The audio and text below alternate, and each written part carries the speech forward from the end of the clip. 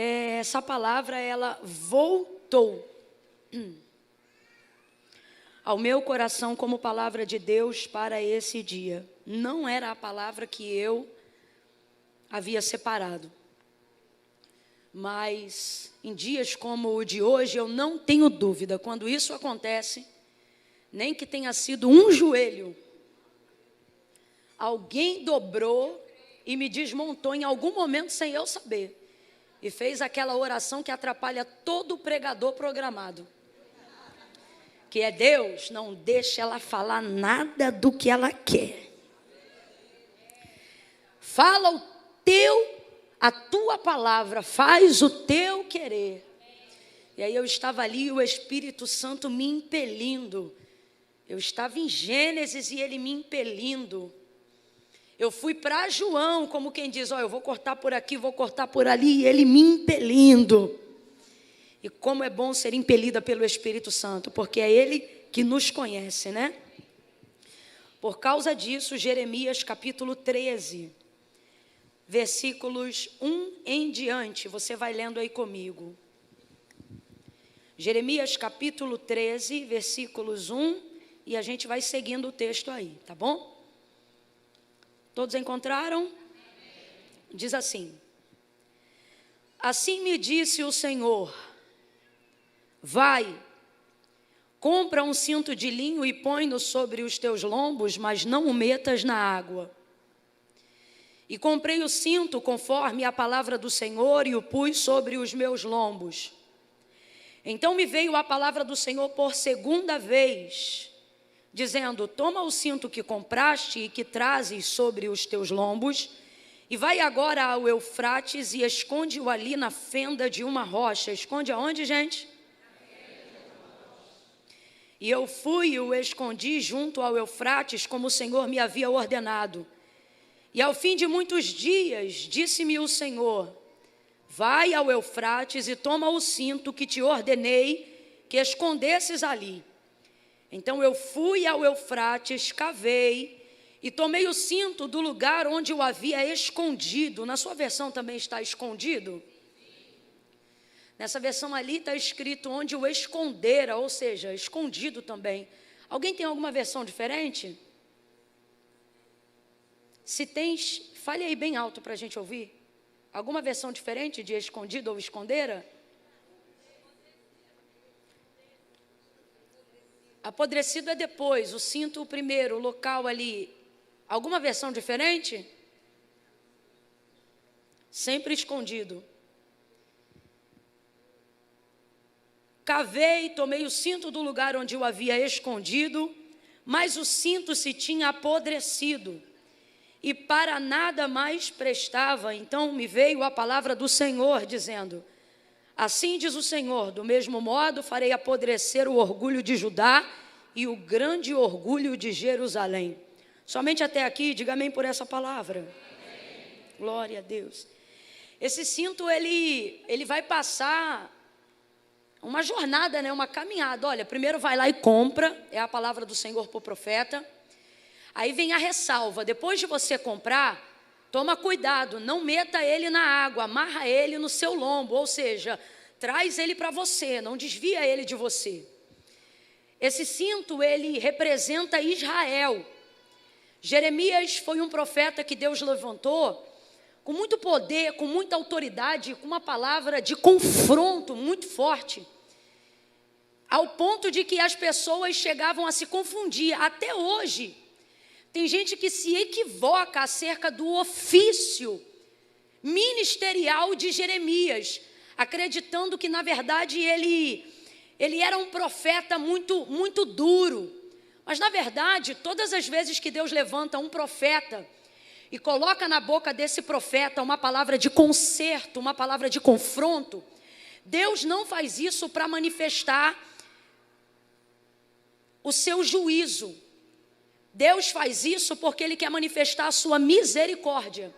Por exemplo, quando Deus revela a João na ilha de Pátimos e manda ele escrever as 7 cartas às igrejas da Ásia, você vai ver que a todas elas, exceto a Filadélfia, a todas elas, exceto Filadélfia, todas, ele vai ter de 1 a 2 palavras de advertência para cada igreja.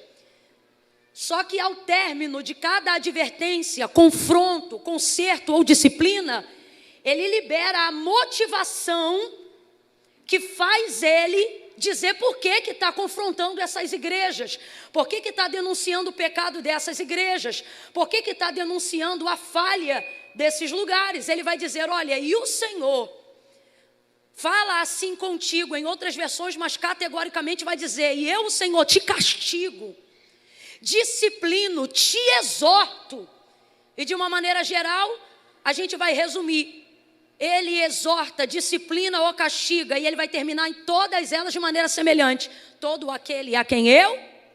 Então, conserto não é coisa de quem odeia, é prática de quem ama.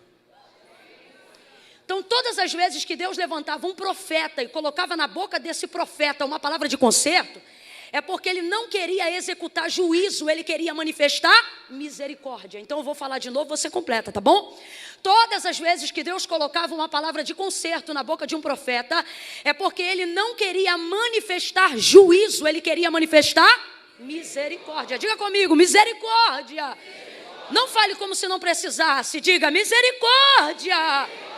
Misericórdia, Senhor. Às vezes você diz em oração, misericórdia, Senhor. Às vezes você clama em petição, misericórdia, Senhor. Você suplica por situações de fragilidade, vulnerabilidade na sua vida. E suplicando você diz, Deus, tem misericórdia. Mas quando Deus levanta um profeta, quando Deus libera uma palavra de conserto, você pensa que Ele te rejeita. Não, Ele está te trazendo para mais perto. Ele ouviu o teu clamor, Ele atendeu a tua súplica. Ele está compreendendo a tua petição, Ele está entendendo a tua emergência, Ele está ampliando o seu senso de urgência para aumentar o seu senso de dependência. Quando Deus ouve uma oração, uma petição de misericórdia, Ele não te cobre apenas com elos de amor, mas para provar que ama, Ele não te esconde apenas, Ele te apacenta. Se preciso for, Ele quebra a tua perna direita, como faz um pastor, quando percebe que a ovelha está se desviando do rebanho. Mas infelizmente a verdade é que as pessoas associam palavra de conserto, de disciplina e de exortação a pessoas que não são batizadas no batismo do amor. Ah, fulano só anda com a ripa na mão. Ah, o outro só dá surra nos outros. Ah, o outro vive com a espada desembanhada. E a pergunta é, aonde estaria a noiva se não fossem os seus profetas? Quando o Senhor levantou a Jeremias, ele disse assim, Senhor, eu sou uma criança. E ele não era, ele era um homem, mas ele está falando sobre a sua capacidade ante a responsabilidade do ministério profético. Então ele diz, Senhor, eu sou uma criança. O que ele está dizendo? Senhor, não há envergadura o suficiente em mim para sustentar o ministério profético. E o Senhor vai adverti-lo dizendo, não digas eu sou uma criança, porque o que eu te mandar falar, você vai falar. Então, quando Deus seleciona alguém, quando Deus levanta uma pessoa e entrega em sua boca uma palavra profética, Deus não está olhando a aptidão dos seus dons ou a envergadura da sua eloquência, do seu vernáculo, da sua oratória. Deus está avaliando sua capacidade de obediência. Por exemplo, Ezequiel capítulo de número 37, a visão dele no vale de ossos secos. O Senhor me tomou pela mão, me levou e me deixou no meio de um vale que estava cheio de ossos, e os ossos estavam sequíssimos. E me disse, filho do homem, poderão viver esses ossos? Ele vai dizer, Senhor Deus Jeová, tu sabes. O que isso significa? Senhor, sobre esse vale eu não sei nada, mas do Senhor eu sei o suficiente. É isso que significa tu sabes. Ele não vai inventar uma história sobre o vale, ele não vai inventar uma interpretação sobre o vale, porque um profeta chamado por Deus não inventa. E aí ele diz assim, filho do homem, profetiza sobre este vale. E alguém pensa que imediatamente Ezequiel vai começar a profetizar, mas ele não vai.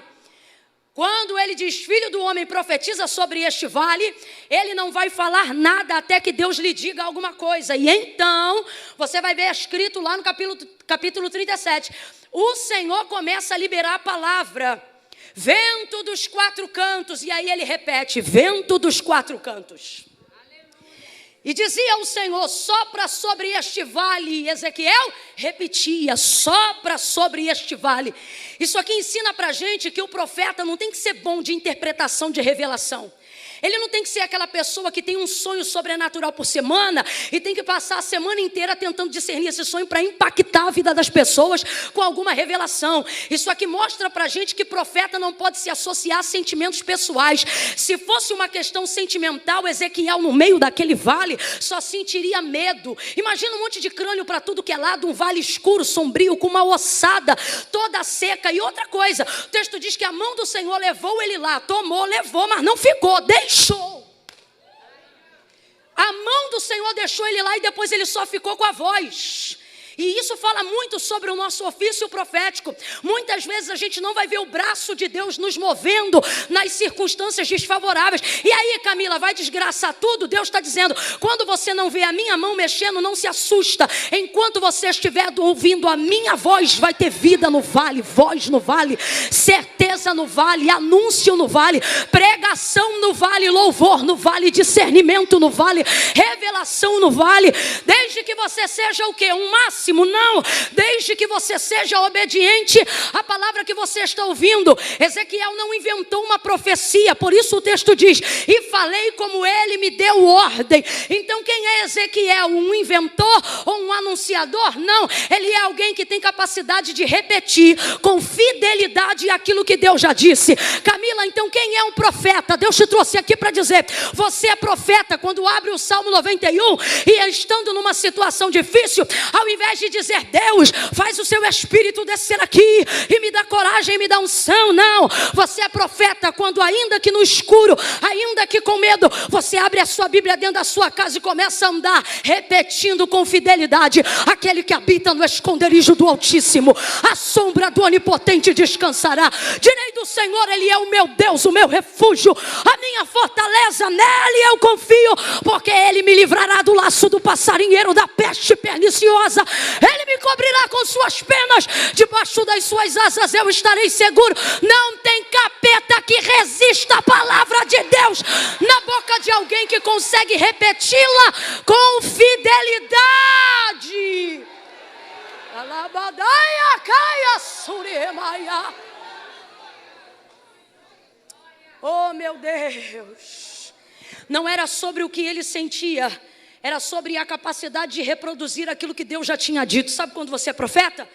Quando você está de posse de uma palavra e contrariando toda circunstância adversa, você consegue reproduzir essa palavra entrando no corredor do hospital na hora da quimioterapia. Você é profeta nessa hora. Sabe quando você é profeta? Quando o seu nome está quase para decretar uma falência ou para adquirir uma dívida, e você consegue profetizar uma palavra de honra e de prosperidade acima de todos os seus negócios. Essa hora você é um profeta. Quando você desassocia o que você sente, compreendendo que o que ele disse é maior do que tudo o que você está sentindo agora. Com todo carinho, olhe para alguém aí agora e diga: não é sobre o que você sente. Diga: é tudo sobre o que você sabe. Então Deus vai destituir a ideia de Jeremias não ser capaz, porque isso não é sobre ser bom em revelação, isso não é sobre ter uma capacidade de discernimento elevada, isso não é sobre ter uma envergadura profética impactante, nada disso. Isso é sobre a capacidade de obedecer uma palavra. Então o Senhor vai dizer para Jeremias: o que eu colocar na sua boca você vai falar. Se eu te mandar plantar, você vai plantar. E a gente só quer ser profeta que planta, mas o Senhor disse para ele: quando eu te mandar arrancar, você arranca. E o Senhor continua e ele diz assim: Jeremias, se eu te mandar edificar, você edifica, mas se eu te mandar destruir, tem gente que não aceita que profeta destrua. Mas se eu te mandar destruir, em outras versões, se eu te mandar derribar, você derriba, joga no chão. Porque eu sou contigo. Antes que te formasse no ventre, eu te conheci. E as nações te dei por profeta. E Jeremias, obviamente, vai aceitar o chamado do Senhor, porque quando Deus chama, Deus não convida, Deus coloca. Então você aceita. Quando você não aceita, você também aceita. E ele sabe qual era a situação de Israel naqueles dias. Qual era a situação de Israel? Estado de quase apostasia. Se prostituindo diante dos seus ídolos. E não sou eu que estou colocando ela nessa condição, não. É Deus que usa a boca do profeta Jeremias para dizer: Israel, tu te prostituíste com os teus amantes. Na verdade, ele faz pior. Ele diz assim: tu fizeste pior do que uma prostituta. Por quê? Porque a prostituta, na visão da prostituição, se deita por dinheiro. Mas como Israel era saciada e cercada de todos os lados, porque o Senhor cuidava dela, ele coloca ela numa condição pior, como quem diz assim: tu fizeste pior do que uma prostituta. Por quê? A prostituta se deita pela paga de um dinheiro, mas tu tens feito isso gratuitamente só para me aborrecer. Deus está irado. E quando Deus está irado, Deus manifesta a sua ira.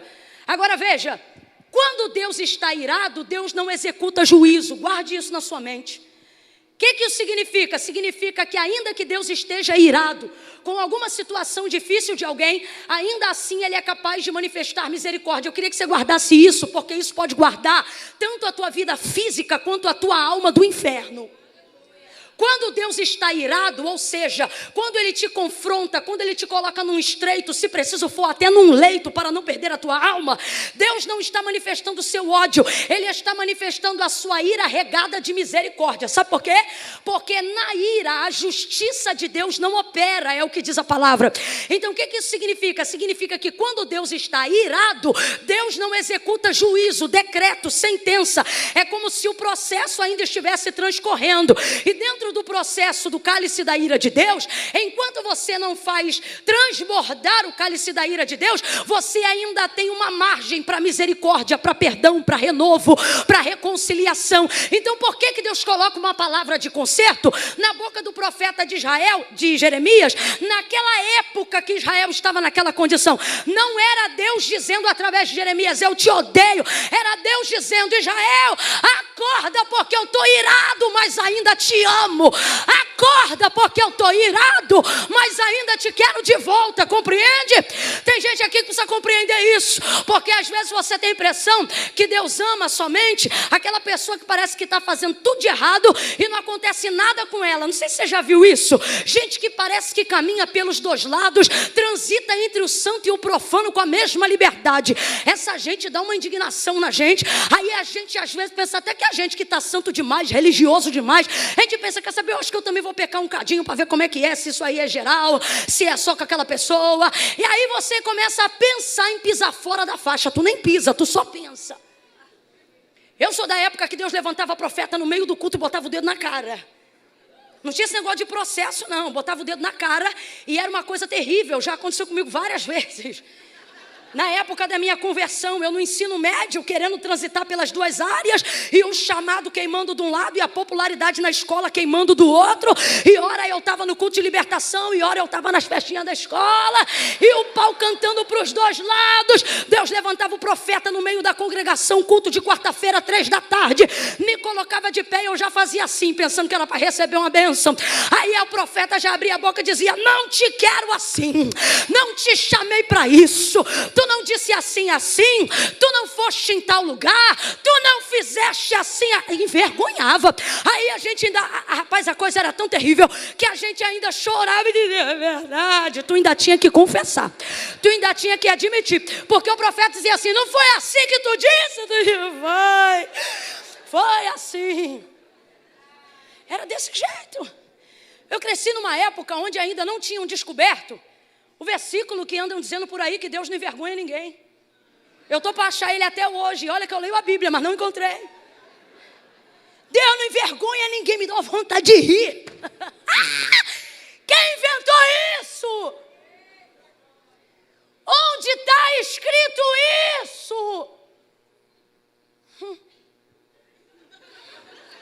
Fala isso para a irmã Lídia, irmã Evânia, irmã Maria Helena.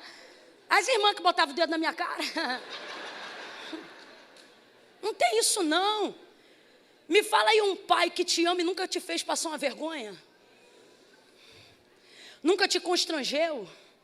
Nunca te disse não?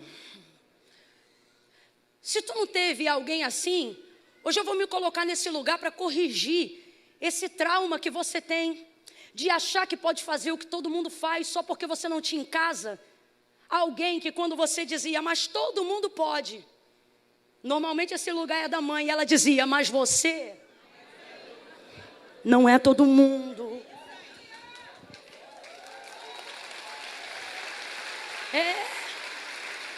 Você não é todo mundo. Essa é basicamente, numa linguagem bem no populacho, o que Deus está fazendo com Israel. Israel, você não é todo mundo. Israel, eles se voltarão a você, mas você jamais deve se voltar a eles. Era isso que Deus queria ministrar. E outra coisa, Deus queria livrá-los do maior cativeiro que Israel já viveu, o cativeiro babilônico. Deus não queria ter que levantar o profeta Ezequiel dentro do cativeiro babilônico. Ainda lá você vai ver a manifestação da misericórdia de Deus. Mas a misericórdia de Deus, ela não quer só remediar, ela quer te livrar. Eu vou contar de 1 até 3, você vai botar a mão pesada no ombro de alguém. Eu conto 1, já começa a botar. Eu conto 2, não bota meio requenguela não. Pesa a mão e deixa essa pessoa perceber que ela sentou-se ao lado de um profeta, de uma profetisa do eterno nessa noite. Não fica sem graça não, deixa ela ficar sem graça, você não fica não. Bota a mão pesadinha no ombro dele ou dela. E quando eu disser 3, já estou contando 2. Você vai dizer assim, ó, é noite de livramento. 3, diga aí, é noite de livramento. Deus só está te apertando porque te ama, te estreitando porque te ama, ou te afligindo porque te ama. É porque te ama que te parou nesse culto hoje, aonde você pensou que ele só ia dizer, eu sou amor, e ele está dizendo, eu sou estreito, eu sou tempestade, eu sou porta fechada para não te perder. Eu sou o que eu preciso ser para que a tua alma se mantenha no lugar que eu quero. Deus então levanta Jeremias com uma palavra de conserto. E entregar a palavra de conserto não é fácil. As pessoas não amam os profetas que entregam conserto. Então ele vai ficar preocupado. Mas ele, apesar do seu jeito e apesar das coisas tão intrépidas que Deus mandava ele entregar a Israel, ele era a manifestação da misericórdia de um Deus que não quer que seu povo seja cativo. Ele é a misericórdia de Deus se manifestando para um povo que Deus não quer que pereça. Ele é a manifestação, quando sua boca se abre, ainda que para confrontar. Ele é a manifestação perfeita de um Deus que não quer usar a misericórdia apenas como remédio de um cativeiro em Ezequiel, mas a prevenção de um povo que ao se arrepender é livre dessa desgraça. Então Deus começa a mandar Jeremias comprar várias coisas. O capítulo 13 é apenas mais uma das coisas que nessa jornada profética de arrependimento, Deus manda ele comprar. Deus mandou ele comprar vaso, Deus mandou ele comprar jarra, Deus mandou ele comprar terreno. E Deus mandava ele comprar um monte de coisa. Deus disse assim para ele, olha, vai ali e compra um terreno. E é impressionante, porque o profeta tinha que investir na palavra profética. Deus dava o que ele tinha que comprar, mas não dizia onde ele tinha que buscar o dinheiro, não. Olha o que Deus fez com ele uma vez. Deus disse assim, Jeremias, compra uma botija, um vaso, né, de barro. Aí ele comprava. Olha o que Deus fazia com tudo que Deus mandava ele comprar. Deus dizia assim, vai lá e compra. E quando ele comprava que aquilo estava na mão dele, aí Deus dizia assim, agora quebra. Como assim? O que eu acabei de... quebra. Aí ele quebrava. Deus disse assim, pega essa botija, vai na porta da olaria da cidade, aonde está a porta do oleiro, e quebra lá na frente de todos os anciões da cidade. Quebra. Aquilo que ele tinha acabado de comprar, agora troque a palavra comprar por investir. Aquilo que ele tinha acabado de investir. Tudo que ele comprava, quando estava na mão dele, Deus dizia, isso aí é Israel.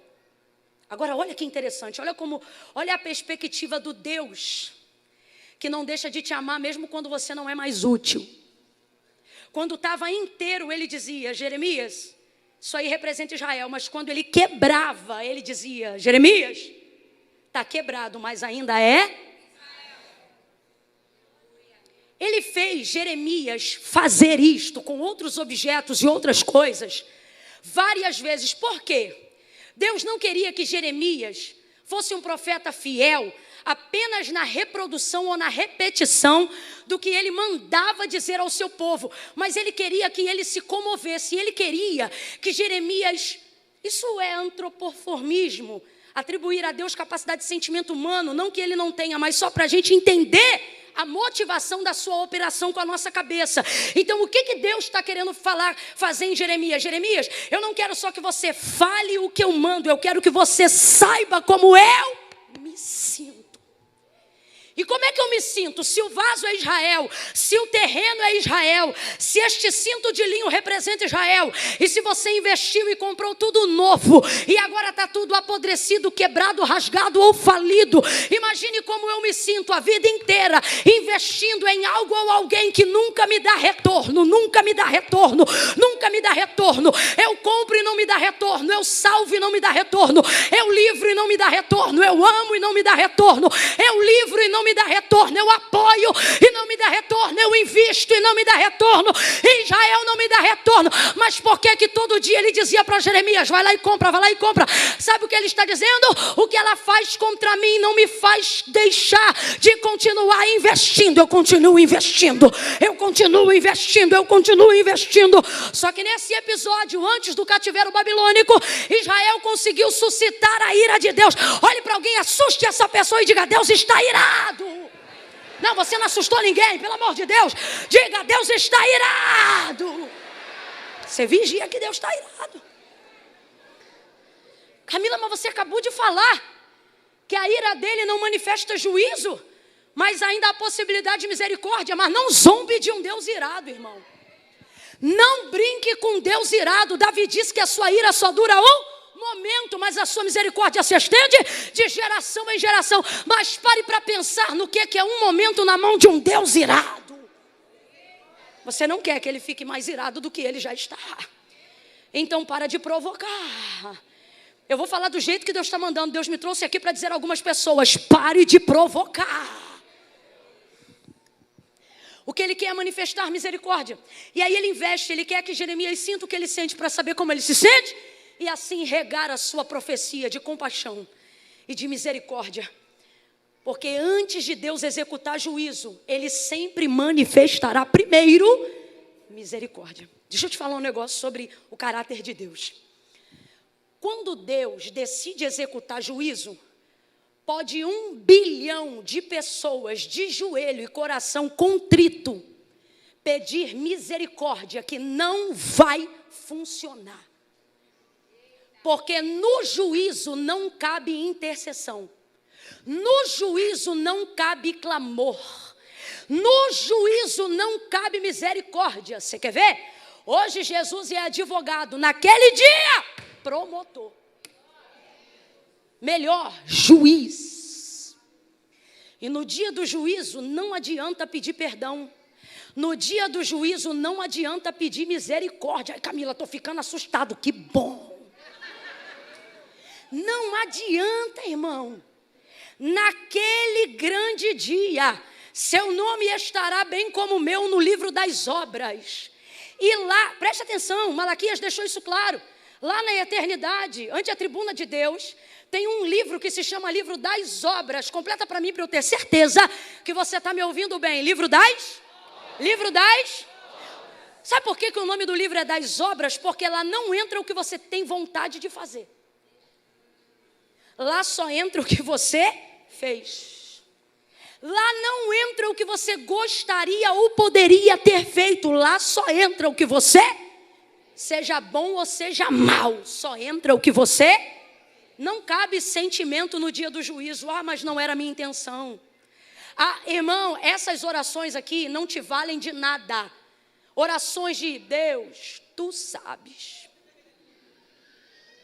O tu sabes de Ezequiel fez ele profetizar do mesmo jeito. O tu sabes de Ezequiel fez ele repetir a palavra profética do mesmo jeito. O tu sabes de Ezequiel não tirou ele da visão do vale, enquanto no vale Deus não levantou um exército poderoso. Tu sabes aqui é aferimento de sentimento, mas ainda assim Deus não para de confrontar. Lembra de Pedro? Tu me amas, Senhor, eu amo. Tu me amas, Senhor, eu amo. Tu me amas, tu sabes, mas não deixou vago. Tu sabes que eu te amo. Então apacenta as minhas ovelhas. Sabe o que é isso? Faça seu sentimento se tornar coerente com as suas obras. Deus não considera sentimentos que não se materializam em obras. É que nem gente que diz que é grato a você, mas nunca faz nada por você. É grato, mas nunca pode, nunca tem, nunca dá, nunca vai. Dá essa gratidão para outra pessoa. Seja grata a outra pessoa. Não, mas olha, o meu sentimento, você me desculpa, mas eu não caminho com o seu sentimento. Eu caminho com carro, com gasolina, com avião, com bicicleta, com amigo, com companhia, a pé, com alguém do meu lado. Mas isso tem que se manifestar em obras. Por que Jesus é crível para tantas pessoas? Está lá em João capítulo 1. Porque no princípio ele era verbo, mas agora o verbo se fez e habitou entre os homens, e vimos a sua glória, como a glória do unigênito do Pai. Toda a palavra de Deus em você tem que se tornar matéria na sua vida, obra. Abra comigo a sua boca e diga: obra. Por isso Deus diz a Jeremias: compra, que é isso, investe. Vai lá que você vai sentir o que eu sinto. Eu não quero só que você faça o que eu mando, eu quero que você sinta o que eu sinto. Vai lá e compra. Ele comprava e Deus dizia: quebra. Eu fico imaginando ele com a mão segurando aquele negócio novinho, que acabou de gastar um dinheiro. Quebra, ele quebrava. O terreno, a mesma coisa. Ele começa a entender que Israel está vacilando, que Deus está irado, mas ele começa a ter compaixão. Por quê? É muito investimento. Por que eu escolhi, dentre todos os objetos que Deus mandou ele comprar, o cinto de linho? Porque o cinto, ele vai dizer assim, ó: não o metas na água. A água é o maior diluidor natural do mundo. O cinto, ele tem o linho, eu disse o linho, ele tem uma característica que é própria da sua natureza. Quando ele é colhido e tecido, ele já vem com uma goma natural. Eu disse o quê? Uma goma. O que é goma? Goma é uma hipermeabilização natural da roupa. Qualquer roupa pode ter goma, desde que você coloque a goma nela. O linho é o único tecido colhido que originalmente ele já cresce com a goma própria. A goma, ela é invisível. Se você coloca ela na água, você consegue perceber, mas se ela estiver no lugar certo, na roupa, você não vê. Quem aqui já viu a mãe, o pai, o vô, a avó dar aquela passada naquela calça de linho, dar aquele vinco no meio? Ou você fingindo que não é dessa época? Por que ficava durinho e a pessoa ficava o dia inteiro com aquela roupa engomadinha? Por causa da goma. Colocava a goma. Essa goma representa a própria presença de Deus, o próprio Espírito de Deus em Israel. Invisível, porém real. E o que Deus fazia com Israel? Poder de hipermeabilização, escudo, proteção. Me conte aí de outra nação que venceu reinos, conquistou terras sem portar na mão uma espada. Era Deus que era a goma. Deus ia adiante do seu povo. Isso é tão sério, que Davi já tinha fortalecido o material bélico, o armamento de Israel nos dias que ele foi rei, mas ele não tinha coragem de subir a uma batalha sem consultar o Senhor, porque ele sabia que não era o escudo, não era a lança, abre aspas, era a goma. Eu me lembro quando ele disse: Senhor, eu devo ir à batalha contra os midianitas? E o Senhor disse: deve, mas aguarda o meu sinal. Que sinal? Quando tu ouvires o barulho da marcha por entre a copa das amoreiras, pode seguir, porque eu já fui adiante do meu povo. Agora, o exército estranho via, Deus não via, mas ele marchava diante do seu povo. Era goma, invisível, porém real. Mais forte do que um muro, mais resistente do que o ouro, do que o bronze. Então o que Deus está dizendo? Isso aqui tem toda uma tipologia profética. O que Deus está dizendo? Não metas na água, porque a água vai diluir a goma. Quem era a água? As outras nações. Que Israel queria se misturar, mas ia perder essa presença. E era o que estava acontecendo por causa dos ídolos e de toda a adoração pagã. Então ele diz: pega o cinto, compra e meta ele nos seus lombos. O que é isso? Ata ele em você, amarra ele em você. Por quê? Porque Israel é o testemunho de quem é Deus. Nosso Deus pode ser o Deus de Camila, o Deus de Mirna, mas o memorial de seu nome está na geração patriarcal de Abraão. Ele é o Deus de Abraão, de Isaac. O que significa isso? Deus de Abraão, Deus que fala, Deus de Isaac, Deus que cumpre tudo que fala, Deus de Jacó, Deus que dá manutenção a tudo que já realizou. Esse é o tripé do memorial de Deus. Então veja, eu não quero que ela se misture. Ela é meu testemunho. Ata ela nos teus lombos. E Jeremias começou a andar e a profetizar com aquele cinto atado nos seus lombos. E ele pregava. Ele dizia: Israel, arrependa-se dos seus maus caminhos. Ele dizia: Israel, desce à casa do oleiro. Israel, o Senhor é aquele que molda. E ele profetizava. Ele levava o vasinho de barro e ele dizia: ó Israel, isso aqui é você. E depois quebrava e dizia: ó Israel, é assim que Deus vai fazer com você. Mas o povo não se arrependia. E a misericórdia de Deus se estendia. Deus falou uma vez, falou por segunda vez, na terceira vez, a ira de Deus já estava sendo provocada a níveis muito altos. Aí olha o que Deus vai fazer. Diga de novo para o teu irmão: Deus está irado. Não, você está com medo. Olha, não dá não. Você tem que profetizar como o Senhor está nos dando ordem nessa noite. Você vai esbugalhar os olhos para alguém. Faz uma cara aí de coisa séria. Você vai dizer: Deus está irado. Quando Deus quer te presentear com misericórdia, você não pode zombar da ira de Deus. Mulher de Ló, o que aconteceu com ela? Esse lado aqui eu acho que lê mais, hein? Virou uma estátua de sal. O anjo foi lá, pegou Ló, sua casa, sua família pela mão, deitou para fora da cidade que estava sendo destruída. Essa mulher é alvo da misericórdia. Completa aí, meu povo. Essa mulher é alvo da? Ela é alvo da? Mas vendo a gritaria e o pau quebrando atrás dela, ela vai olhar para trás. O coração dela está apegado ao lugar que Deus tirou. Quando o seu coração ficar apegado ao lugar que Deus tirou, sofra do lado de dentro, mas continue olhando em direção aonde Deus te plantou, ou para onde Deus quer te levar. Quando ela olha para trás, na hora, estátua de... O que é isso? Quando você zomba da misericórdia, Deus não manifesta ira, manifesta juízo. Teve misericórdia para a mulher de Ló? Teve por um tempo, mas ela não soube usufruir. Aí Deus ficou irado? Eu quero que você entenda essa equação. Quando ela virou uma estátua de sal, era Deus irado? Não, era Deus executando.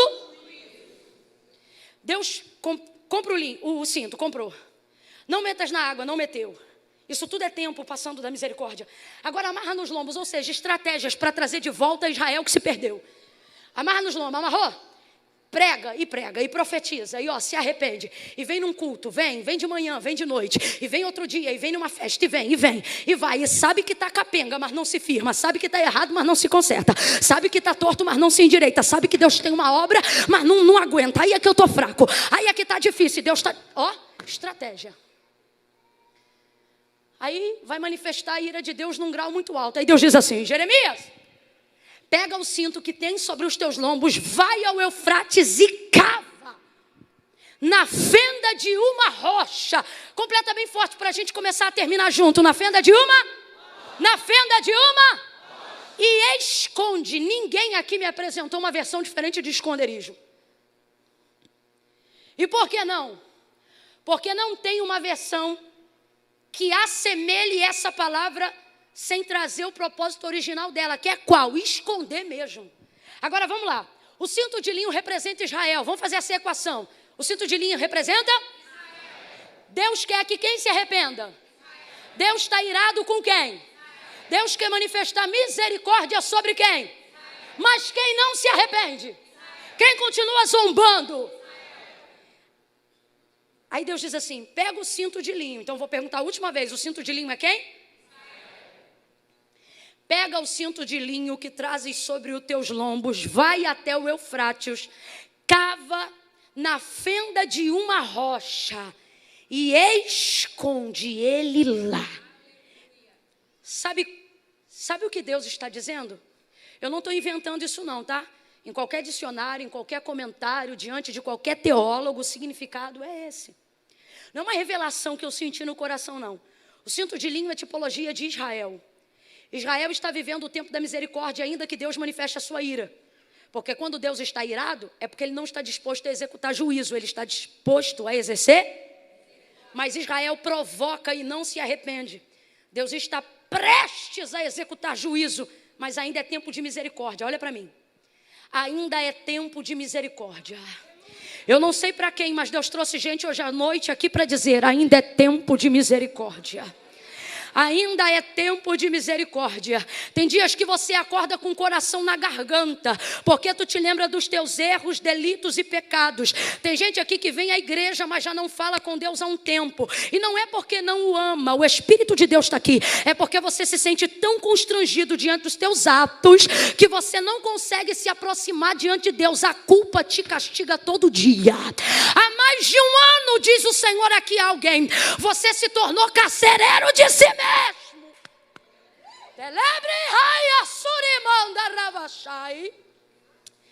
E você diz: Camila, não é nada com Deus, é tudo comigo. E Deus está dizendo: então é tudo comigo, porque tudo que eu tenho é contigo. Mas está doendo, está difícil. Só que Deus está dizendo: aproveite.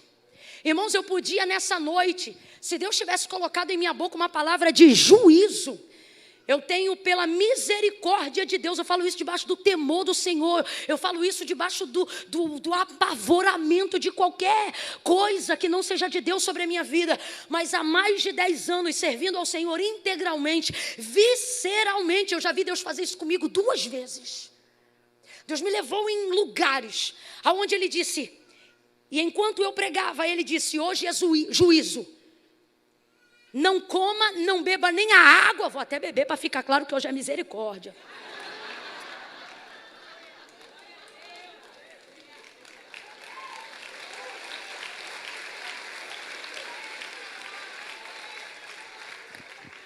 Porque eu vou executar juízo. Ah, irmão, só Deus sabe como aquilo faz mal. Depois que acaba, depois que você vê se cumprindo, como aquilo faz mal. Eu já tive febre, já tive ânsia de vômito, já tive tristeza, depressão, em dias difíceis, por simplesmente ter sido um profeta que Deus usou para executar juízo em algum lugar. Não eu, porque eu não tenho poder algum de decretar juízo, apenas para anunciar o que Deus já havia decretado. Então eu estou te falando com conhecimento de causa. E o que Deus está dizendo para nós nesta noite é: aproveite e faça o que tem que ser feito. Por quê? Porque eu estou contando os teus dias no tempo da misericórdia. Se eu fosse você, eu estendia uma das mãos para os céus e começava a render graça pela misericórdia do Senhor.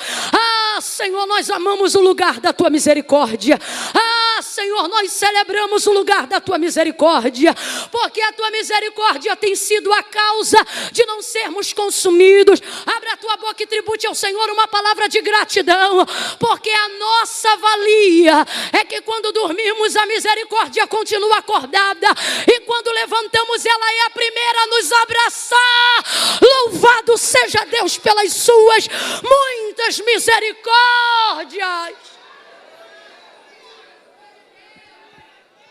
Por causa da sua misericórdia, porque era tempo de misericórdia, Deus diz a Jeremias: vou botar o alarme aqui para 9 horas, pode? Se não puder, vai na paz. Fica de boa. Deus está falando de misericórdia. Está querendo exercer misericórdia. Está dizendo: não provoca a ira. Ah, não, já deu minha hora, então vai. Vai, meu filho, vai! Desculpa, mas eu vou falar: o que tendes a fazer, faze-o logo. Você sabe para quem Jesus disse isso? Para quem? O pessoal daqui voltou a ler a Bíblia, hein? Está apressado, obstinado em fazer o que é errado. Pelo amor de Deus. Jeremias, pega esse cinto de linho que representa. E ele está como com Israel? Mas ainda está exercendo? Quando tu está no tempo da misericórdia, pode ser o maior profeta da terra, ele pode te espraguejar. Não é profetizar, te espraguejar. Se tu está no tempo da misericórdia, meu irmão, cai 1000 do teu lado, 10.000 à tua direita e tu não é atingido. É impressionante, o tempo da misericórdia buga a mente até da gente que é crente. Fala sério. Quem nunca viu alguém que olhava e dizia: você vai cair, miserável. Tua hora está chegando. Você, eu sei dos teus delitos. Mas de repente aquela pessoa entra num quadro de busca, de súplica. Daqui a pouco Deus cobre uma multidão. Daí a gente fica com a mente bugada. O que houve com aquele filho de Belial? Aí Deus diz: virou filho, voltou para casa, virou meu filho. Não é? Buga a mente, porque no tempo da misericórdia Deus não executa juízo. Deus quer proteger Israel, então ele diz assim: pega o cinto de linho que representa Israel, vai até o Eufrates e esconde-o na fenda de uma rocha. Cadê o rapaz que toca esse negócio aqui? Quem é?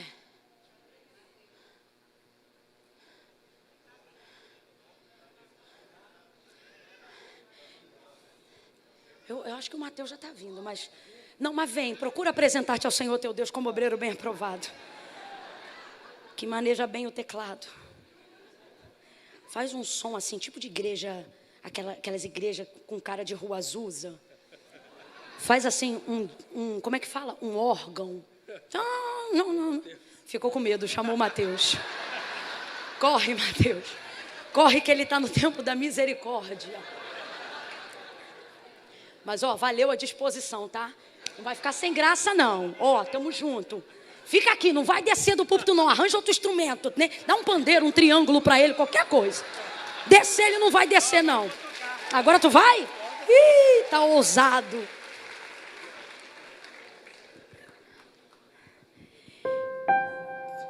Tem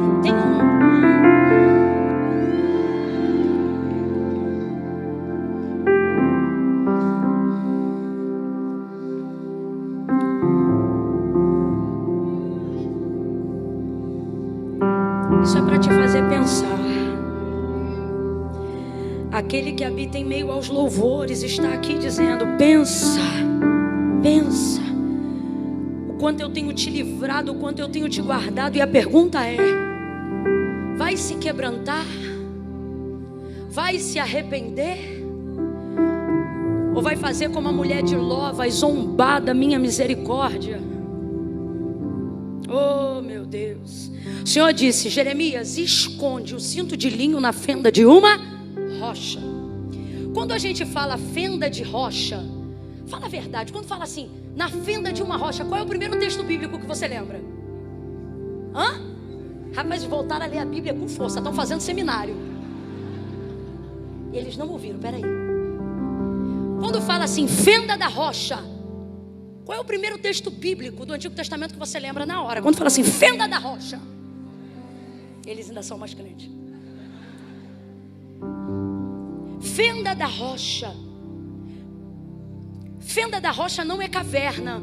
Às vezes eu pensava, quando eu li a Bíblia, que fenda da rocha e caverna era a mesma coisa. Aí quando eu li esse texto, eu fui dar uma olhada. Fenda da rocha, ou rocha fendida, significa uma grande pedra que viveu algum abalo sísmico, seja da terra ou do céu, e abriu uma fissura que não é tão grande que possa ser uma caverna e nem tão pequena que possa ser chamada de rachadura. Por isso o nome é fenda. A segunda característica que determina o que é fenda de rachadura e de caverna é que a caverna cabe de 2 homens a mais para cima. A rachadura não cabe ninguém, mas a fenda cabe exclusivamente um homem inteiro. Quando Moisés desejou ver a glória de Deus, diferente de Israel, ele não estava querendo desfrutar de apostasia em pecado e nem em idolatria. Contudo, apaixonado pela glória de Deus, ele disse: mostra-me a tua glória, me deixa ver a luz do teu rosto, eu quero te ver. E aí Deus vai dizer o que para ele? Moisés, o homem não pode me ver e continuar vivo. Mas ele queria ver o Senhor, mesmo que fosse a última coisa que ele visse. Mas Deus não queria que ele morresse, porque ainda tinha obra na vida de Moisés. Aí ele continua insistindo. Então Deus vai criar uma estratégia. Eu disse que Deus vai criar o quê, gente? Deus vai criar o quê, gente? Você acha que essa noite é o quê? É Deus criando uma estratégia para concluir a obra obra que Ele tem na nossa vida. Aí ouça, Deus vai dizer assim para ele: Moisés, há aqui neste lugar uma rocha fendida, vai para trás daquela fenda, se esconde na fenda daquela rocha, e eu vou passar de retaguarda, tu me verá pelas costas, e assim você não vai morrer. Agora preste atenção. Se Moisés visse Deus em sua glória, à luz do seu rosto, ele morreria. Mas mesmo que ele morresse, ele queria ver. Então o que Deus fez? Criou uma estratégia, porque o pedido dele era muito nobre. Criou uma estratégia. Agora use a mente. Deus criou uma estratégia para proteger Moisés de quem? Não tenha medo não. Se Moisés vê Deus, ele morre. Aí Deus cria uma estratégia para que ele não morra. Foi o próprio Deus que criou uma estratégia para Moisés, para livrar ele de quem? De quem? De Deus mesmo. Quem acha que Deus mandou Jesus Cristo ao mundo para nos livrar do diabo está redondamente enganado. Pecamos contra o diabo? Foi, gente, contra o diabo? Todos pecaram e destituídos foram de quem? Das trevas? Da glória de Deus. Então pecamos contra quem, igreja?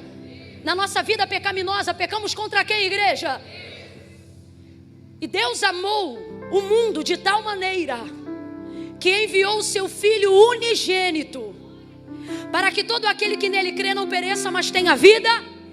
Agora, Camila, Deus enviou Jesus para nos livrar do diabo? Não, porque não pecamos contra o diabo. O diabo não tem poder para nos condenar. É o próprio Deus, usando seus filhos, que vai dizer: não tema o homem que tem poder de tirar a vida, tema a Deus que tem o poder de determinar para onde a sua alma vai. Então quem condena é Deus, quem julga é Deus, quem tem poder para sentenças eternas é Deus. Tudo que o diabo provoca é projeto, tudo que ele tenta é emenda. O justo juiz tem em sua mão a legislação de todos os decretos. Quando Jesus foi enviado ao mundo para perdoar os nossos pecados, ele não veio para nos livrar do diabo, ele veio para nos livrar da condenação eterna de Deus.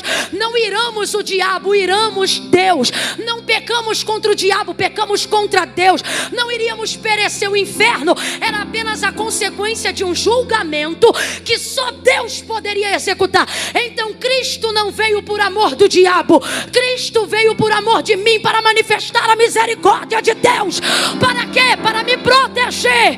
Me proteger de quem? De Deus, que estava irado, mas que é misericórdia.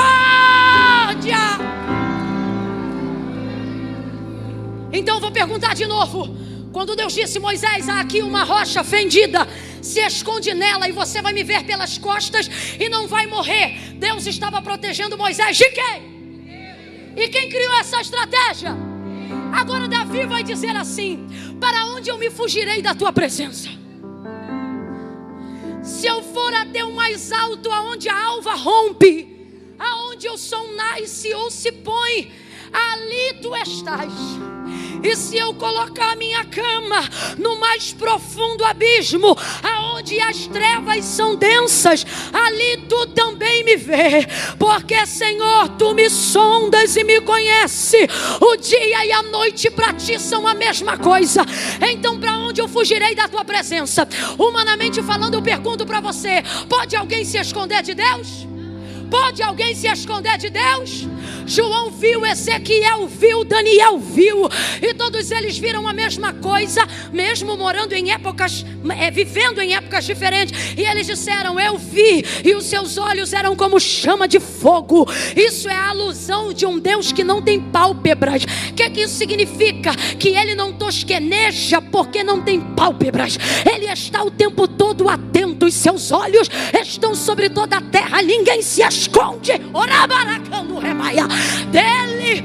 Então eu vou perguntar de novo: pode alguém se esconder de Deus? E eu vim hoje quebrar essa regrinha na tua mente para dizer que se for ele que der o esconderijo, até dele,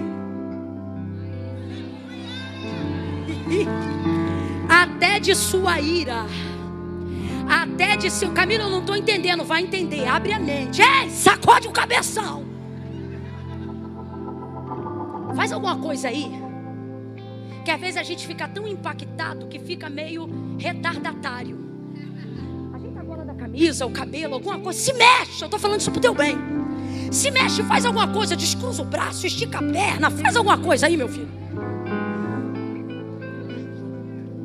Olha isso aqui.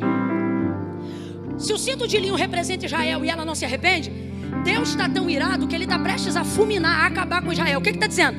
Ele está quase apressando o juízo. Mas só que Israel não está em tempo de juízo, está em tempo de... Então Ele vai criar mais uma estratégia para dar para ela mais... Isso, para dar para ela mais tempo. Aí Ele vai dizer o quê? Jeremias, pega o cinto, vai no Eufrates, escava e esconde ele na fenda da rocha. Você sabe o que Deus está dizendo? Tira Israel de diante dos meus olhos, cobre ela. Camila, mas isso aí, pode fazer isso? Você faz isso desde que é crente e ama alguém que ainda não é. Quanta gente na tua casa já tinha sido consumida pelo juízo de Deus, mas dia e noite tu esconde ele na fenda da rocha. Senhor, olha aqui, ele não te serve, mas eu te sirvo. Tem misericórdia, tem misericórdia. O tiro come para tudo que é lado, mas não mata aquela pessoa que você vive escondendo na fenda da rocha. Camila, e tem respaldo bíblico para isso? Tem. Paulo vai escrever aos Colossenses e ele vai dizer algo impressionante. Ele vai dizer assim: porque Cristo é a rocha fendida, e todo homem que nela se abrigar não morrerá. Ai meu Deus, quem pode celebrar? Ao Cristo que nos esconde, vai para a fenda da rocha, se esconde na misericórdia do Altíssimo, entra na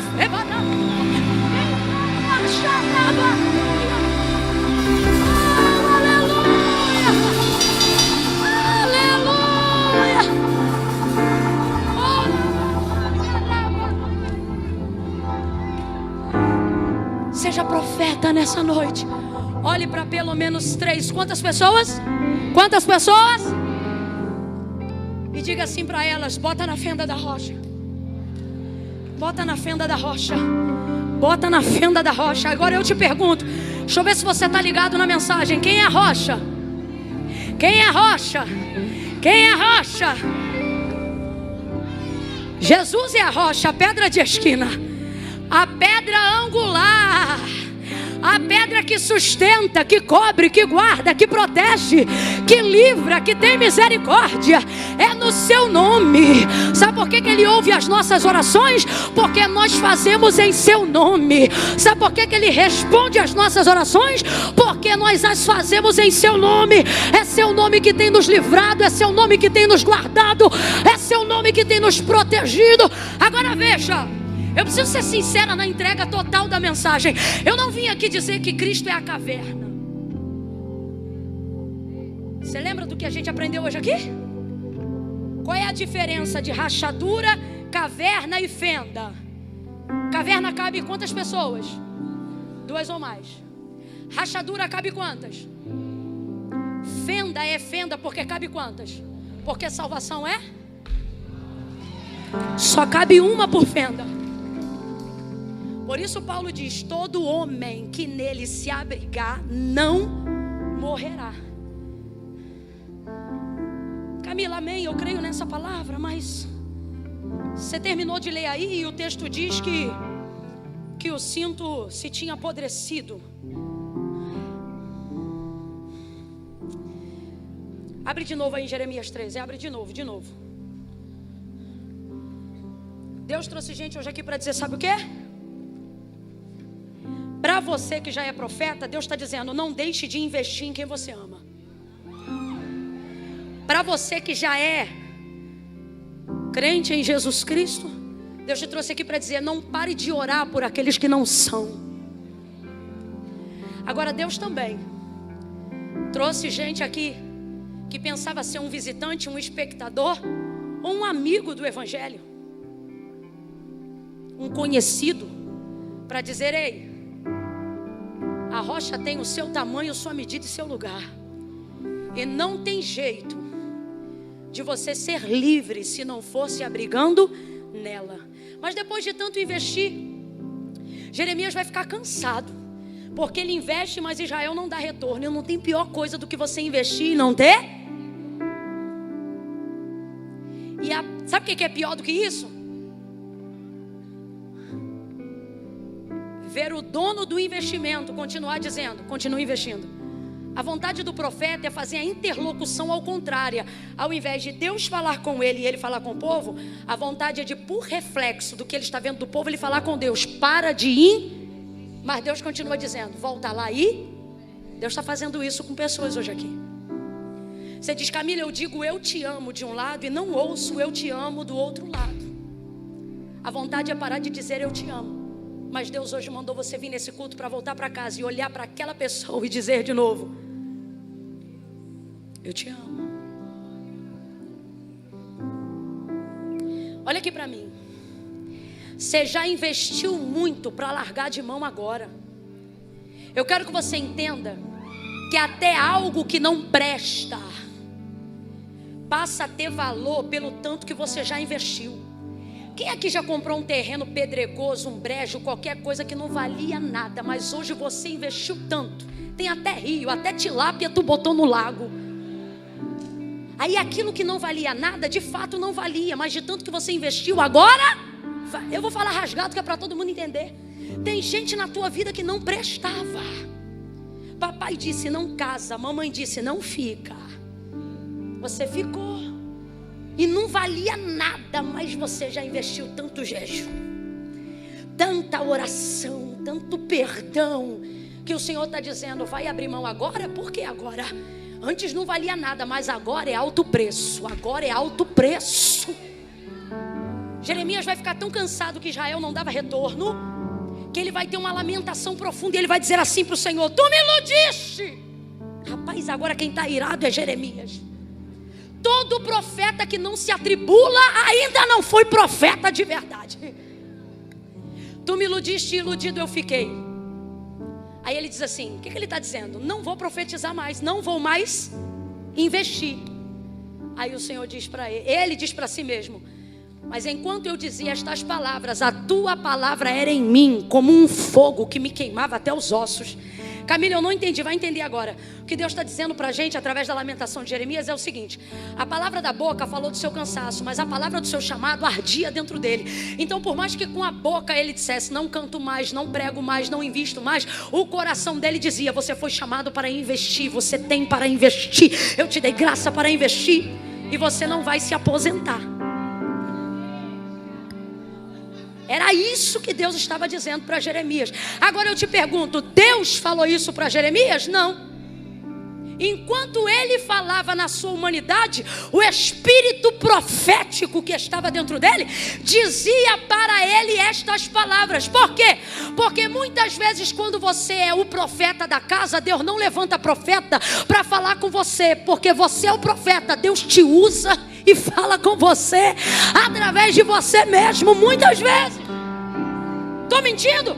Quantas pessoas aqui usadas por Deus já falaram: Deus, usa fulano, usa alguém para falar comigo. Aí tu vai numa pessoa que tem maior fama de profeta. Rapaz, Deus usa ele para as 200 e tantas pessoas que tem lá, menos para você. É Deus dizendo: você é meu profeta. Quando eu quero falar com você, eu não mando recado.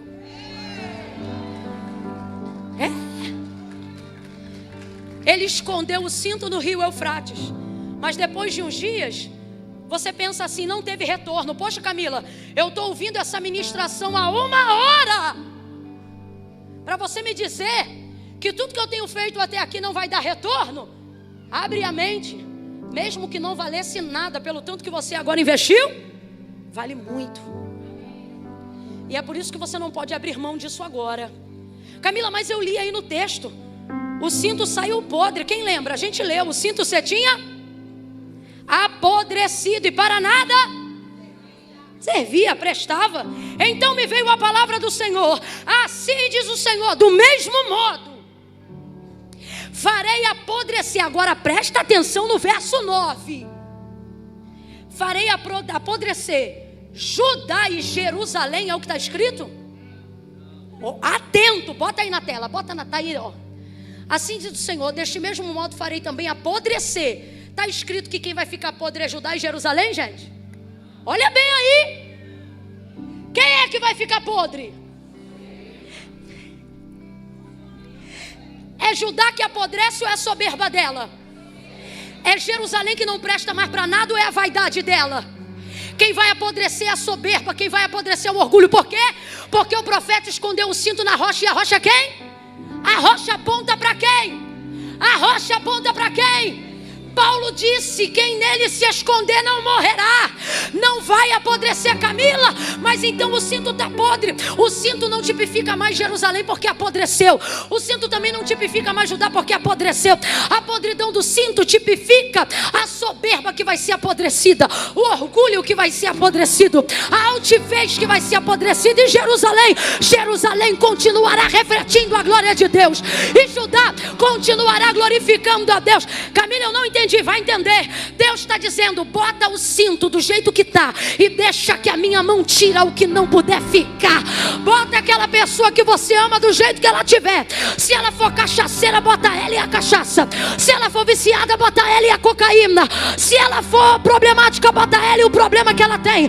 Deus está dizendo: cabe a você esconder e cabe a mim apodrecer o que não vai mais ficar nela. Confia, confia. Fica de pé quem não pode parar de investir. Fica de pé quem não vai desistir de investir.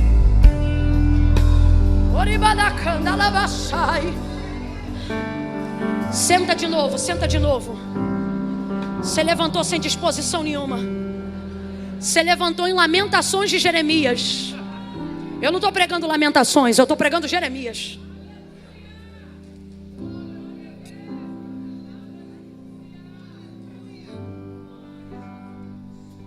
Pode beber água aqui? Então para de me secar, uai.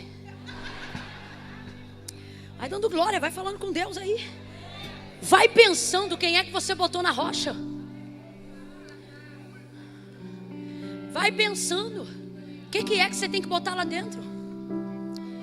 Tem endereço ou tem nome? Pode ser um endereço, pode ser um nome, pode ser até um número que tem que ir para a fenda da rocha. Traga isso na tua cabeça agora. Você só vai ficar de pé quando eu disser 3. Quem sabe o que tem que botar na fenda da rocha? Ai, Senhor, toma a minha casa. A casa é muito grande para caber na fenda. Dá um nome. Escolha uma pessoa, um lugar. Talvez quem tem que entrar é você. E Deus me trouxe aqui para ser o teu profeta e te esconder lá. E eu não vim aqui para te julgar. Eu vim para te cobrir.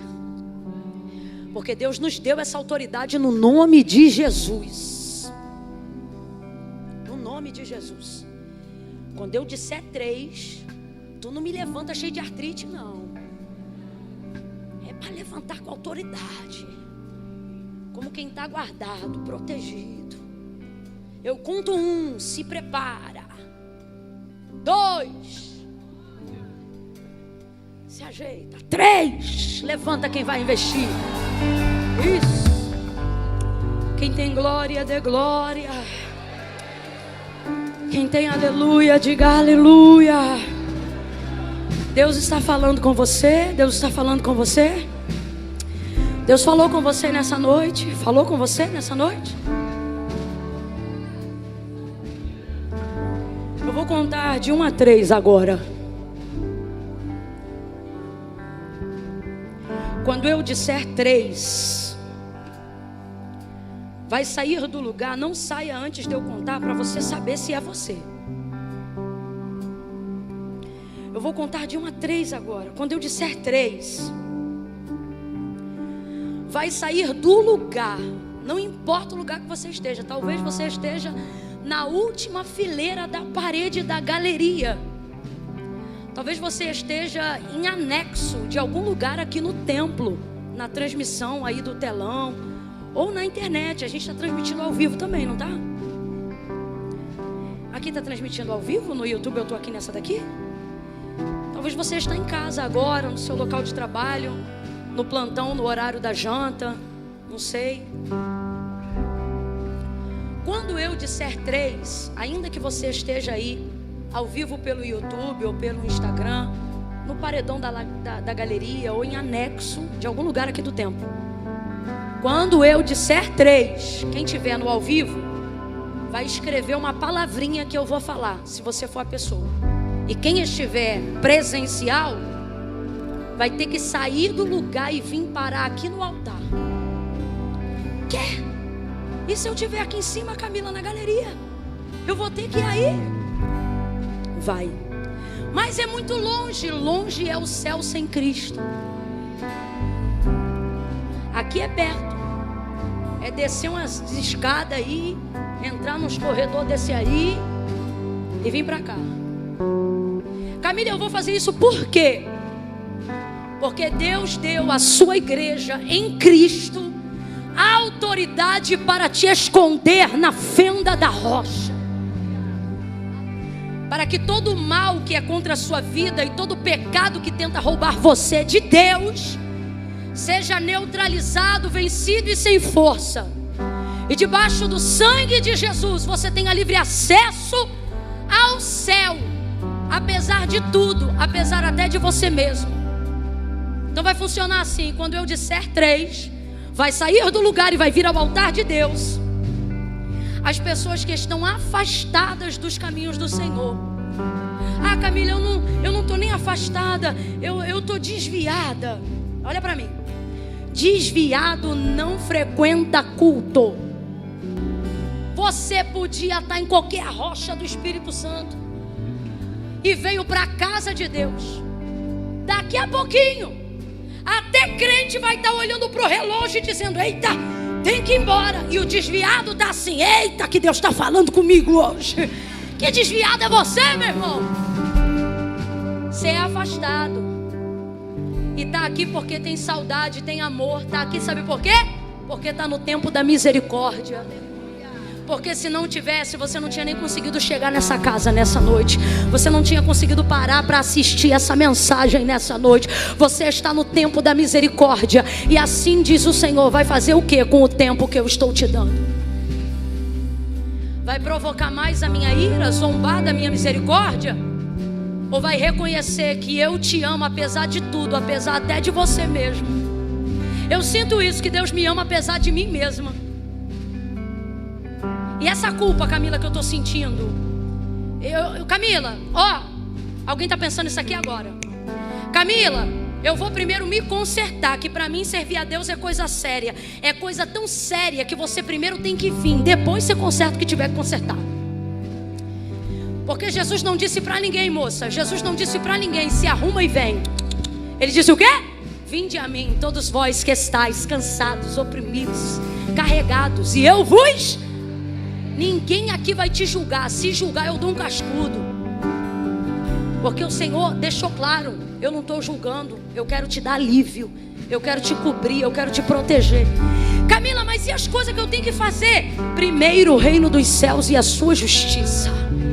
Não, Camila, mas eu tenho um rolo, eu tenho uma situação tico-tico no fubá. Vem você, o tico-tico, fubá, coloca tudo no altar.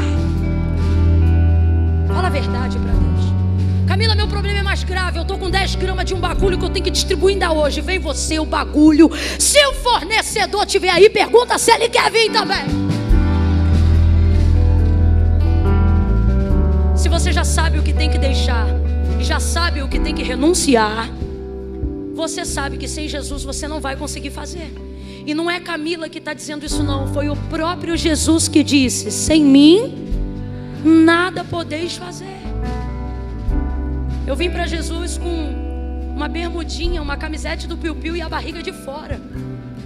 Eu sentava no último banco todo culto de domingo e eu sentia Deus falar comigo. Eu estava no tempo da misericórdia, mas eu não entendia. E eu dizia assim: Senhor, quando eu me arrumar eu vou. Porque eu gostava. Todo sábado e domingo era baile, baile, baile, Rio de Janeiro, baile. Aí eu dizia assim: Senhor, quando eu parar de ir lá, eu venho para cá. Quando eu parar de ir lá, eu venho para cá. Quando eu parar de ir lá, eu venho para cá. E o Senhor disse assim para mim: quando você vier para cá. Aí eu nunca mais esqueço. Eu estava no último banco, aí eu disse assim: eu não confio em mim. Porque eu tinha vontade de ir, mas o caminho do baile era no caminho da igreja. Tanto que nesse dia eu já estava pronta para depois do culto Era uma prova. E aí eu disse: Senhor, não confie em mim. Porque eu pensava, quando o culto acabar, o Senhor sabe. Parece que estava me chamando. Aí eu não conhecia muito, então eu disse assim: Senhor, eu não confio em mim, eu vou no teu nome. Eu não tinha noção de que era sobre todo nome. Muita água passou debaixo da ponte. Só que o bom de você fazer aliança e tomar uma decisão no altar de Deus é o seguinte: quando eu cheguei em casa, eu dei essa notícia para minha irmã mais velha, porque eu curtia a night com ela. Aí eu disse assim: olha como é que eu dei a notícia da minha salvação. Eu disse assim: Elaine, hoje ela também está na presença do Senhor. Eu disse assim: Elaine, tu não acredita o que eu fiz hoje. Ela disse: o quê? Eu falei: cara, eu aceitei Jesus. Foi assim que eu dei a notícia. Você acredita? Aí ela disse assim: ih, agora já era. Eu falei: tá vendo? Isso foi janeiro. Fevereiro era o quê? Carnaval de 97. Casa de praia, 14 pessoas dentro de uma casa, trio e no tá, no tum. Falei: ó, eu vou também, hein? Ela disse: cara, você tem certeza que você vai? Eu falei: e eu vou. Já tinha. E aí eu aprendi que quando você faz uma decisão, muita água passa debaixo da ponte. Mas sabe quem não passa? A ponte. A ponte que você fez, a pessoa que você se conectou, a pessoa de Jesus Cristo. Por que eu estou dizendo isso? Eu fui tentar pular o carnaval de 97, o último carnaval da minha vida. Eu fui tentar. Eu fiz da minha vida o inferno e da vida das 14 pessoas que estavam comigo o inferno. Porque eu não tinha paz. Por que é importante tomar uma decisão? Porque você não tem mais paz para pecar como antes. E é aí que o Espírito Santo começa a trabalhar. Eu me lembro que eu não podia ouvir um barulho. Rapaz, eu estava atrás do trio tentando pular. Eu estava atrás do trio, aí eu ouvi um barulho, alguma coisa, caía, eu agarrava no braço da minha irmã e dizia: cara, Jesus vai voltar daqui a pouco, vambora. Bora sair daqui. E eu começava a dizer isso para as pessoas. Olha, eu acabei com o carnaval de todo mundo. No meio do nada, chegava na hora da refeição, eu dizia: ô gente, peraí, vamos orar. E nego tudo já sem consciência, e eu querendo que eles orassem. Você está entendendo o que eu estou dizendo? Eu ia sempre para a igreja, mas só mudou no dia que eu fui lá fazer a decisão. Deus está dizendo: hoje você precisa entrar na fenda da rocha. Você que está em casa, assiste culto, vai na igreja, mas nunca toma decisão. Ah, Camila, Deus sabe. Lá em cima não entra o nome de quem gostaria de fazer. O livro não é das intenções. Quem lembra? O livro é das? Lá não entra o que você queria fazer. Lá só entra o que você é hoje, é aqui e agora. Quem estiver acompanhando ao vivo, depois alguém vai me dando um feedback aí. Se você está pela internet, você vai escrever assim, ó: hoje eu me decido ao lado do Senhor. E eu vou entender que essa é a sua confissão pública de fé. Poxa, Camila, mas eu vou ter que ir no altar. Vai! Porque não fui eu que inventei isso, não. Por mim o culto acabava agora e eu ia feliz da vida para casa. Foi Jesus que disse: aquele que me confessar diante dos homens, eu também o confessarei diante do meu Pai que está no céu. Olha o que ele disse: porém aquele que se envergonhar, a maioria das pessoas que amam ao Senhor de coração não fazem com ele uma aliança, não porque não amam, mas porque sentem vergonha. Camila, se eu sinto vergonha, o que eu faço? Mete a vergonha no bolso e vem com vergonha e tudo. Porque a vergonha é passageira, mas tua salvação é eterna. Hoje você vai para a fenda da rocha. Hoje, profetize isso ao lado de alguém. Diga: hoje você vai para a fenda da rocha. Você precisa de cobertura, você precisa de proteção, você precisa de Jesus na sua vida, você precisa ter o seu nome escrito no livro da vida, você precisa da paz que excede todo o entendimento, da alegria real e verdadeira, da paz que só Ele pode dar. A minha paz eu vos dou, não a dou como o mundo a dá. É uma paz verdadeira, é a paz de quem tem o seu nome escrito no livro da vida. Eu conto um. Sabe o que eu queria cantar? Eu é vocês, tá? Aquela música que diz assim: tem ciúmes de mim. Pronto. Eu disse assim, tem sim, ela me ama. No 3, eles vão começar a cantar.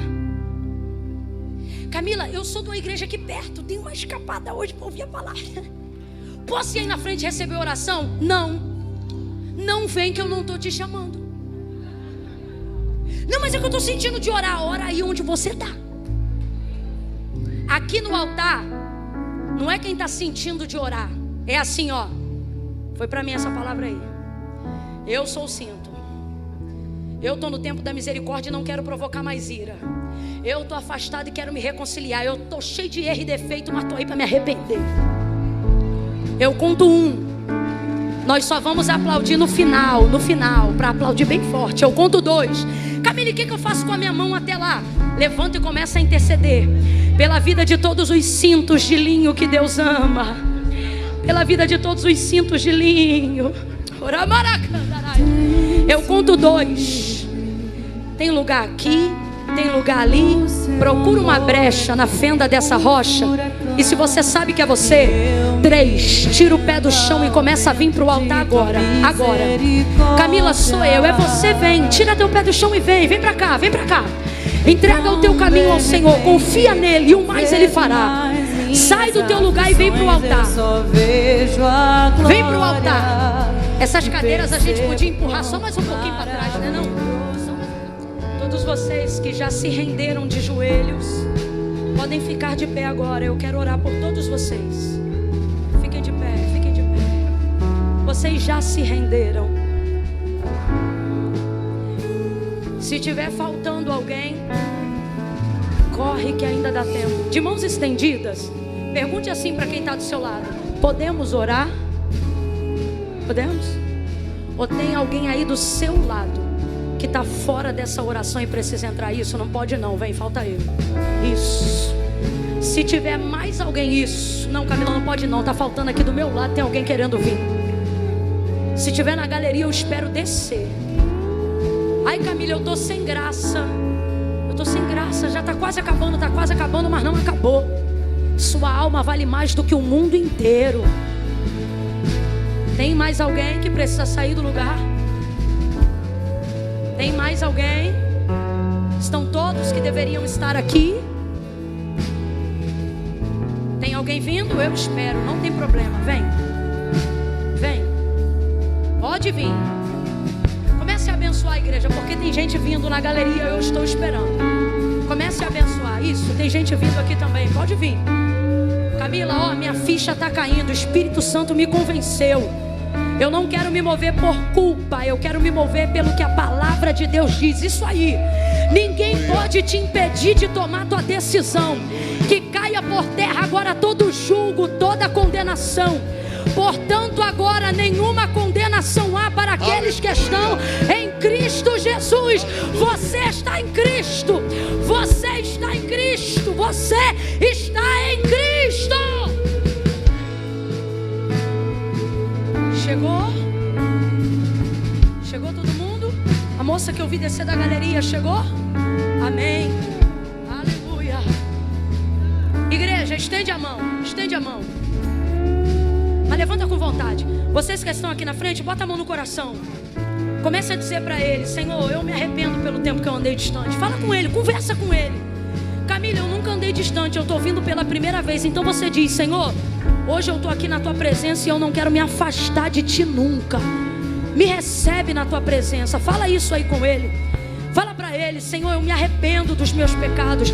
Eu venho aqui no altar fazer uma aliança contigo. Fala com ele, fala com ele. Senhor, em nome de Jesus, nós oramos agora como igreja e como ministros da tua aliança. Aliança de graça, aliança de perdão, aliança de misericórdia. E como igreja do Senhor, nós te pedimos: cumpre o que tu disseste que faria, quando tu disseste que tudo que 2 de nós ligássemos na terra seria ligado no céu. Nós ligamos agora o perdão dos pecados dessas pessoas. Declaramos agora que eles são pecadores arrependidos. Eles estão aqui diante do teu altar para quebrar todo o elo antigo, toda a legalidade que foi dada ao inimigo, para culpá-los Deus, para repreendê-los, para oprimi-los. Nós repreendemos agora, vencido e sem força, todo o inimigo de Deus. Completa a boa obra de libertação que tu estás começando nesta noite. Como ministros desta aliança, nós declaramos que eles são sal da terra, luz do mundo, e que eles são livres. Eles são livres, eles são livres. Joga por terra toda amarra, todo pacto, todo encantamento, repreende, e nós ministramos sobre eles alegria. Nós ministramos sobre eles alegria, alegria, alegria, alegria, alegria, alegria, alegria, alegria, alegria, alegria, alegria, alegria, alegria, alegria, alegria da salvação. A todas essas pessoas no chat ao vivo, nós também apresentamos em tuas mãos. Escreve o nome deles no livro da vida e glorifica, glorifica, glorifica o teu nome, em nome de Jesus. Quem concorda, diga. Aplauda o Senhor por essas vidas. Aplauda. Deus abençoe. Deus abençoe. Deus te abençoe. Deus te abençoe. Eu profetizo vida sobre tua vida, bênção no teu ministério, milagre sobre você.